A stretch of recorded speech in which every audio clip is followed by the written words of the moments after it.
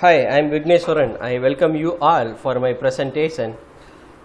Today we will discuss about the record blocking scheme in the file management systems. So what do you mean by record? A record is a collection of files. A record is a collection of files. It is a logical unit to access of a structured file. And whereas we have another one concept which is there in the secondary storage device, that is called as a blocks. Blocks are unit of I/O, that is for I/O operations can be done based on the blocks.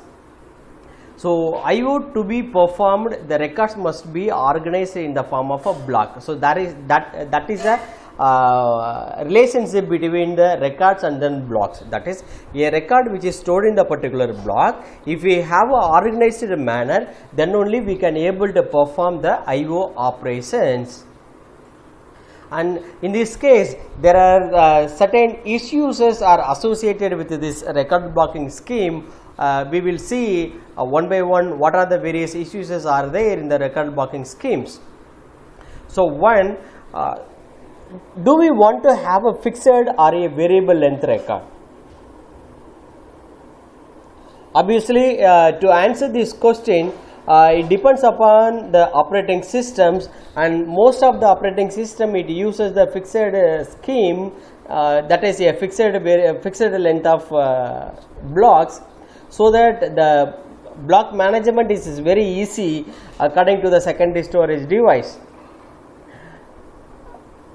And it is also depends upon the virtual memory concept. What is the type of virtual memory concept we are using, whether it is a paging or a segmentation mechanism.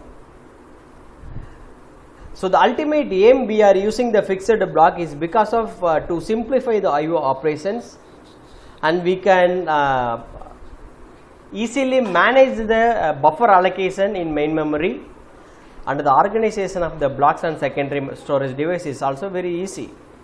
That is a major reason we are having a fixed allocation scheme. And next, what is the size of the block? What should the relative size of a block be compared to the average record size? So here the major issues arises, which is based on what is the size of the block, whether we have to maintain the uniformity among the various tracks, and what should be the size, whether it is a less than the particular file size or more than the particular file size, or we have to maintain a common size of the particular block. So all these things is another second major question which arises in that. Suppose if I say if we have a larger block size, if the block size is a larger, then what will happen, that the block management in secondary storage device is very complicated one if we have a larger block. Suppose if we have a very smaller block, then we cannot be able to accommodate the particular file, so that we can have a constant size of the blocks.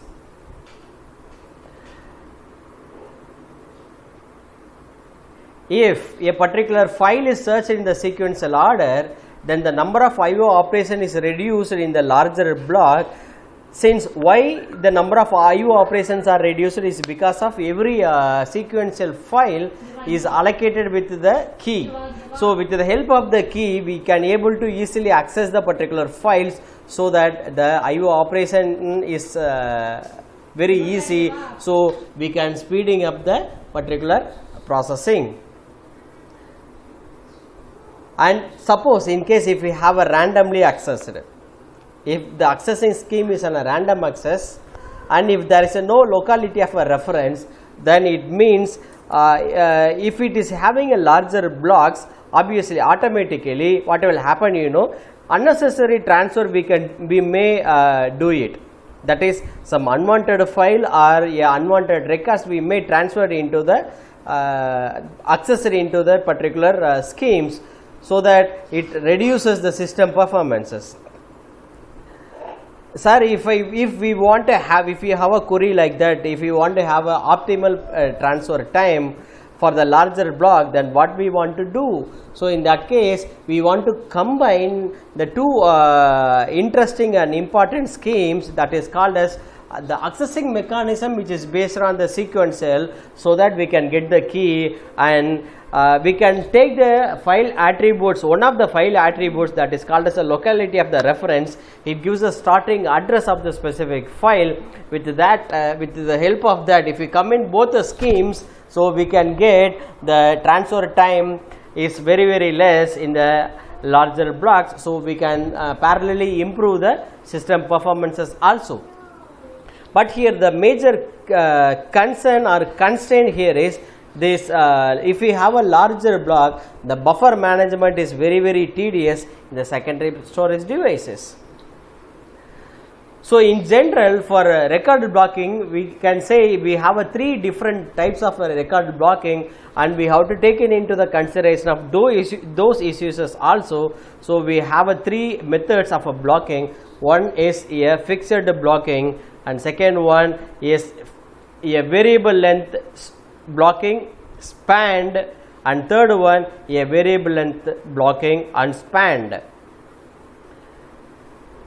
A fixed blocking scheme, as the name implies, we have a fixed length records, and the many number of records files are stored in the particular record, and that to be stored in a block, in a single block.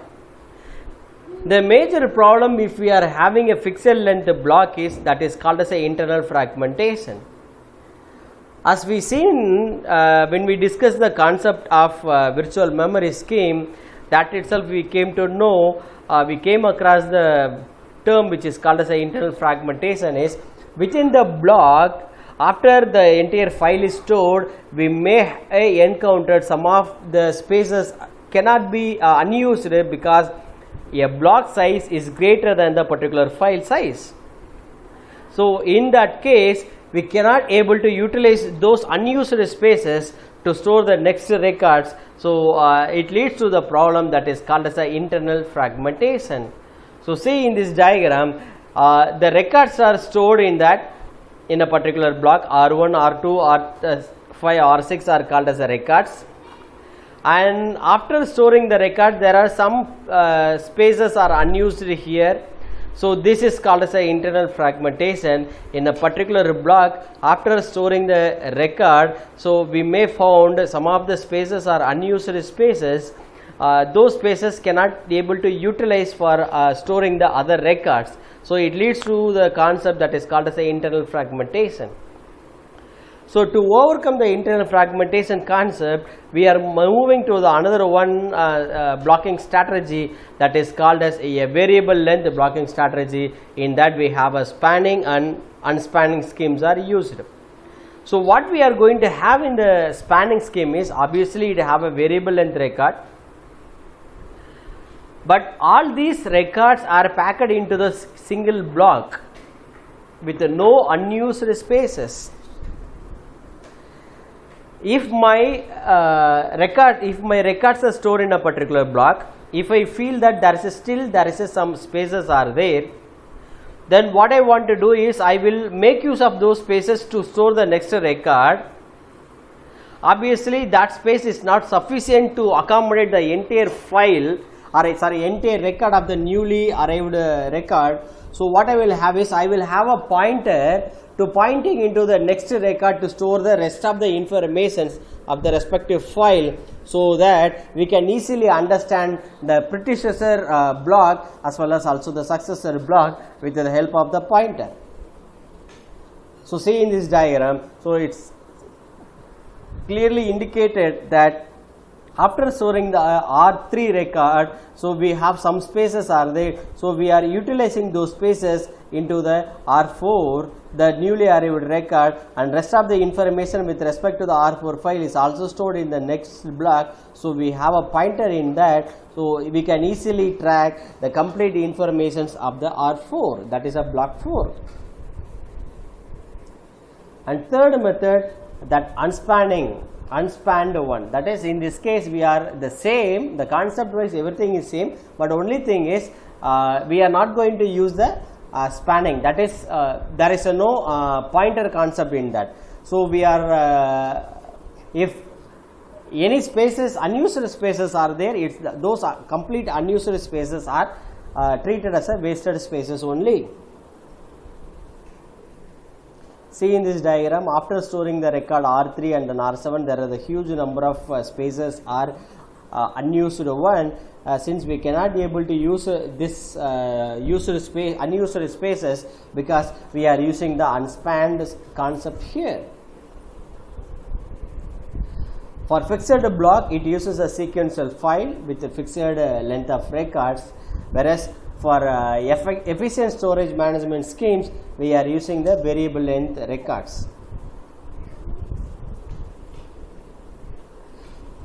First, this record blocking scheme, it should interact with the virtual memory hardware, so that it will identify whether the operating system it uses a paging concept or a segmentation concept. If it uses a paging concept, then it has to get the desirable page to transfer the particular record into the block. So this approach is especially used in the vSAM file on IBM mainframe systems. The meaning of the vSAM file is called as virtual storage access methods. Thank you.